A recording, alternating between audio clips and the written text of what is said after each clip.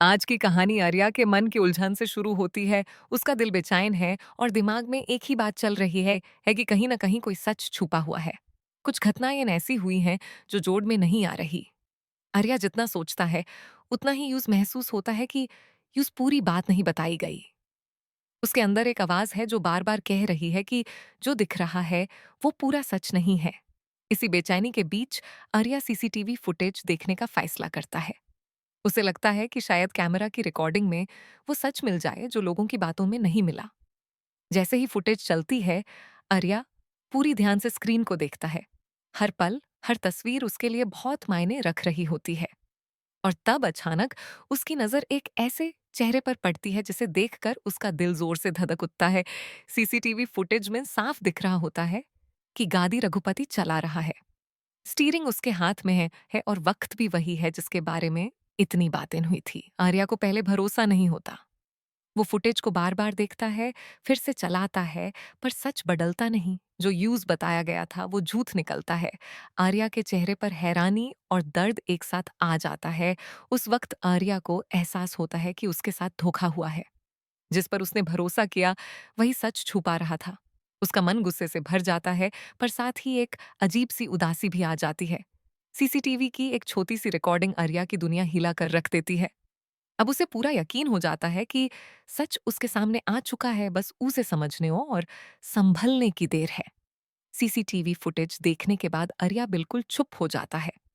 उसके दिमाग में कई सवाल एक साथ घूमने लगते हैं। अब उसे समझ आ रहा है कि किसी ने जानबूझकर सच छुपाया और झूठ को सच बनाकर पेश किया।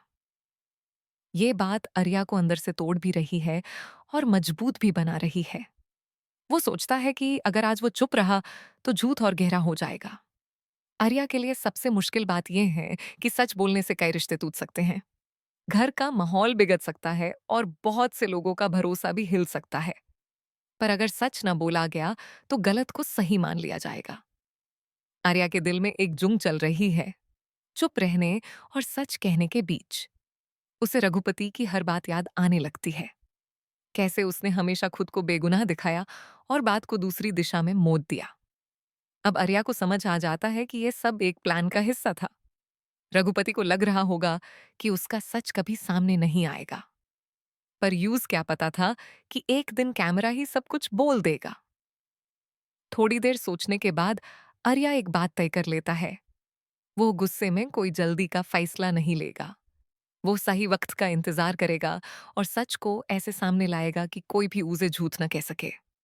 उसके अंदर एक पक्का विश्वास पैदा हो जाता है कि सच चाहे जितनी देर छुपा रहे, जीत उसी की होती है। दूसरी तरफ रघुपाति बिल्कुल निश्चिंत है। उसे जरा भी अंदाजा नहीं है कि आर्या सब कुछ देख चुका है। यही बात कहानी को और गहरा बना देती है। एक तरफ सच है जो सामने आने को तैयार है और दूसरी तरफ झूठ है जो अपने आखिरी पल गिन रहा है। आने वाले वक्त में ये टकराव सब कुछ बदलने वाला है।